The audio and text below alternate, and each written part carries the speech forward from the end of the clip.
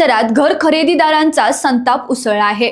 व्हर्टिलास cooperative housing सोसायटीतील 100हून अधिक सदनिकाधारकांनी भर उन्हात धरणे आंदोलन करत बिल्डर विरोधात जोरदार घोषणाबाजी केली। सदनिकाधारकांचा आरोप आहे की बिल्डर अरमान कोठारी आणि सिद्धांत कोठारी यांनी जुलै 2024 मध्ये घराचा ताबा देण्याचे आश्वासन दिले होते, मात्र जबरदस्तीने 95% रक्कम वसूल करूनही 2 वर्ष उलटून गेली तरी घराचा ताबा मिळालेला नाही। या प्रकरणात सुमारे 130 सदनिकाधारकांनी प्रत्येकी जवळपास 1.40 कोटी रुपये भरले असून एकूण 200 कोटींपेक्षा जास्त रक्कम अडकली आहे। सोसायटीचे चेअरमॅन किशोर कुमार इंदुरे यांनी सांगितले की प्रकल्प अद्याप अपूर्ण आहे आणि कोणत्याही सुविधा उपलब्ध करून दिलेल्या नाहीत। तर सचिव डॉक्टर सुप्रिया पाटील यांनी मध्यवर्गीय कुटुंबावर झालेल्या आर्थिक आणि मानसिक तणावाची वेदना व्यक्त केली।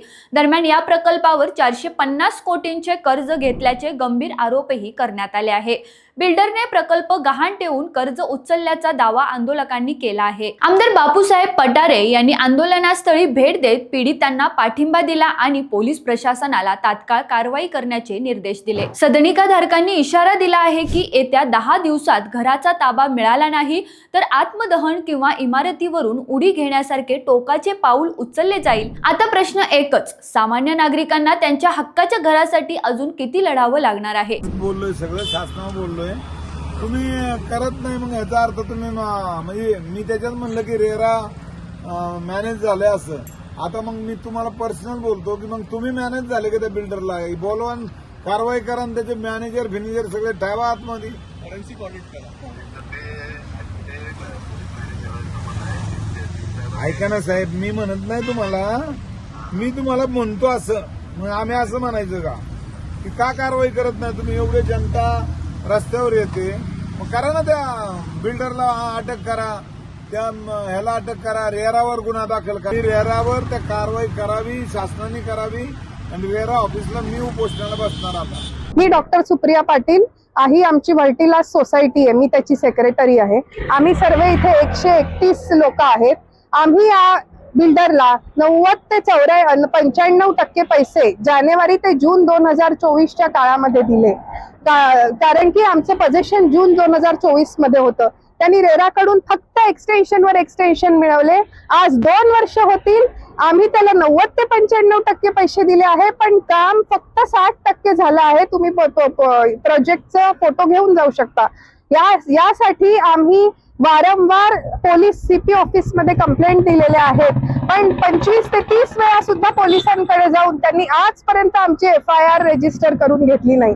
आम्ही महारेरामध्ये पण खूप अत्यंत जास्ती वेळा त्यांना खूप सारे मेल केले आहेत, त्यांना भेटलो आहे, पण महारेरानी सुद्धा आम्हाला कुठलाही न्याय मिळवून दिलेला नाही। पोलीस मध्ये कंप्लेंट केलेली असताना सुद्धा या बिल्डरनी आमच्या प्रोजेक्टची जमीन ही मॉर्गेज करून दिलेली आहे। त्यांनी कोर्टामध्ये खोटे ॲफिडेव्हिट दिलेले आहे की मी काम पूर्ण करून देतो म्हणून, पण त्या पोलीस प्रशासनाने आजपर्यंत या गुन्हेगाराला पाठीशी घातलेले आहे आणि आमची कुठलीच मदत केलेली नाहीये। मग आता तुम्हीच सांगा आम्हाला की सामान्य माणसांनी न्याय मिळवण्यासाठी, स्वतःचं घर मिळवण्यासाठी कुठे जायचं? कारण बँक तर आमचा हप्ता थांबवत नाही, घर मालिक तर आमचं भाडं घेतो, मग आम्ही कुठे जायचं? आम्हाला आमचं हक्काचं घर कोण मिळवून देईल हे आता आम्हाला तुम्हीच सांगा। हा जो फ्लॅट आहे तो माझ्या सासऱ्यांनी आणि माझ्या मिस्टरांनी, प्रफुल्ल पाडळकर आणि दत्तात्रय पाडळकर ह्यांनी बुक केला होता 2023 आय गेस। आणि त्याच्यानंतर हा बिल्डर जो आहे, फालतू बिल्डर, हा म्हणाला होता की मी तुम्हाला जून मध्ये याचं पोझिशन देईन। इट वॉज जस्ट 6 महिन्यांचा फरक होता, तर आम्हाला वाटलं बिल्डिंग रेडी आहे, सगळं रेडी आहे, तर पोझिशन आपल्याला जून मध्ये मिळून जाईल। पण जून नंतर तो म्हणाला की मी ऑक्टोबर मध्ये देईल। ऑक्टोबरचं त्यांनी परत नेक्स्ट जून केलं, परत तो नुसतं फिरवतोय। त्यांनी आमच्याकडनं सगळे पैसे घेऊन टाकले, लिटरली काही फ्लॅट धारकांनी तर 95% पेमेंट केलेलं आहे, तरी हा माणूस काम नाही करत। इथे पोलीस प्रशासन काम नाही करत, ना खराडी पोलीस स्टेशन, ना पुणे पोलीस स्टेशन, सगळ्या इव्हन रेरा हा बिल्डरांसाठीच बनलेला आहे, हा आपल्यासारख्या सामान्य नागरिकांसाठी बनलेला नाहीये। सगळे लोक फक्त त्याची हाजी करतात। तो मस्त आमच्या पैशांवर फॉरेन ट्रिप्स करतो, तो फिरायला जातो आज इकडे गेलाय, उद्या तिकडे गेलाय. त्यांनी आम्हाला सगळ्यांना ब्लॉक केलेले, नावाला ही बिल्डिंग उभे. आम्ही आमच्या कष्टांचे पैसे ह्याच्यात इन्व्हेस्ट केले. तुम्ही तिकडे बघू शकता कितीतरी लोक 60+ एज आहेत. माझ्या सासऱ्यांनी सगळी त्यांची रिटायरमेंटचा पैसा ह्या घरामध्ये लावलेला आहे. का आता रिटायरमेंट नंतर आपल्याला एक सेटल पुण्यात लाईफ मिळावं म्हणून. पण ह्याच्यात पुण्यात प्रशासनही आमची मदत करत नाही, ना CP ना DCP. सगळे फक्त त्या अर्बन कोठारीचे कठपुतली आहेत. तो ह्या लोकांना नाचवतो, हे लोक नाचतात. सगळ्यांनी ह्याच्याकडनं पैसे घेतलेत. प्रत्येक लोक आता आपलं घर भरतात. सगळ्या लोकांनी आपापली मजा मारून घेतली. आमच्यासारखे मध्यमवर्गीय लोक जे आहेत की जे काहीतरी पुढे करू पाहतात, की जे आता 1 BHK रेंट मध्ये राहतात आणि बाबा आपलं स्वतःचं पुण्यासारख्या ठिकाणी घर घेण्याचं स्वप्न बघतात, ह्या सगळ्या लोकांनी मिळून त्या स्वप्नांची माती केलेली आहे आणि ह्या सगळ्या लोकांना कुठे ना कुठेतरी भरावं लागणार आहे. सर, मैं इस सोसाइटी का सबसे पहला मेंबर है। 2022 में नवंबर में मैंने रजिस्ट्री कराया है और तब से मेरे को प्रॉमिस किया था 2023 में आपको मिलेगा एंड में और 2024 का डेट डाला है इन्होंने एग्रीमेंट में। उसके बाद ये खाली दिखावे का काम किया हुआ है सारा, कुछ भी अंदर कुछ भी नहीं है। और अभी तो हमको ये क्या जो क्वालिटी है उस पे भी कंप्रोमाइज हो रहा है। सब खिड़की पे ले लो, दरवाजे पे ले लो, टाइल्स पे ले लो, कुछ भी बेसिक अभी तक नहीं बनाया है। STP नहीं बनाया है, अपना अंदर जो बाथरूम में सब कुछ लगाने का है वो भी नहीं लगाया है। हा प्रोजेक्ट विकला गेलाय महारेरा अंडर है ना, आणि त्याचं पोझिशन डेट होतं जून 2024. ज्यावेळेस पोझिशन डेट त्यांनी जाहीर केली, लोकांनी सगळेजण बुक केले, म्हणजे त्या it is sold out very fast. त्याच्यानंतर ह्यांनी जे काम बंद केलं ते आतापर्यंत 3 वर्षात हार्डली त्यांनी 5 ते 10% काम केलेलं आहे. म्हणजे त्यांनी आता हे जे कलरिंग दिलेलं आहे ना ते फक्त वरून आहे, आतले कामं सगळे पेंडिंग आहेत. एक पण काम कम्प्लीट नाहीये, एक पण फ्लॅट कम्प्लीट नाहीये मागच्या 3 वर्षात.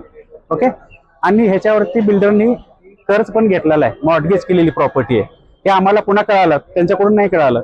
आम्हाला आमच्या काय रिसोर्स कडून कळालं की हा प्रोजेक्ट वरती लोन आहे.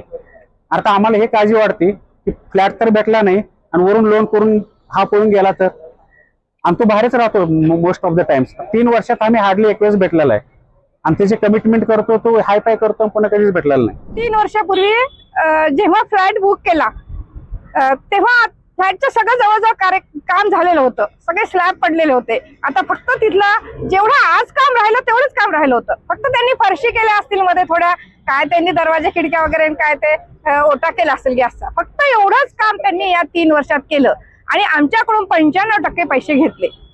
आमच्याकडून सगळे पैसे घेतले आणि आता तो बिल्डर झाला काम म्हण, कारण त्याला त्याचं सगळं मिळालं ना, राहिलं आमचं. त्याच्यामुळं आमच्या घरी आज सासूनामध्ये भांडणे होतात. आमच्या घरी रोज कार्यक्रम भांडण्याचा असतो माहितीये का, आणि त्याला कारण फक्त अरमान कोठारी. हा अरमान कोठारी, मला मी तरी म्हणत असते की बाबा मी जिवंत असेपर्यंत तर काही मला वाटत नाही त्या घरात मी जाईल. आज मला सुद्धा वाटते, कारण किती वर्ष तो लावणार आहे अजून, आणि कोण याला जबाबदार. आम्ही कोणाशी न्याय मागावा? ज्यांच्याकडे न्याय मागायला गेलो ते आमच्याकडे दुर्लक्ष करतात. आता कोणाकडे न्याय मागावा? मला इथल्या सगळ्या लोकांनी सांगावं, CPच्या तर कोणत्या ऑफिसच्या लोकांनी सुद्धा सांगावं की बाबा एक माणूस आहे त्यांना भेटा. काय माहित या सरकारमध्ये कुठं न्याय भेटल की नाही, मला तरी काही माहित नाही बाबा.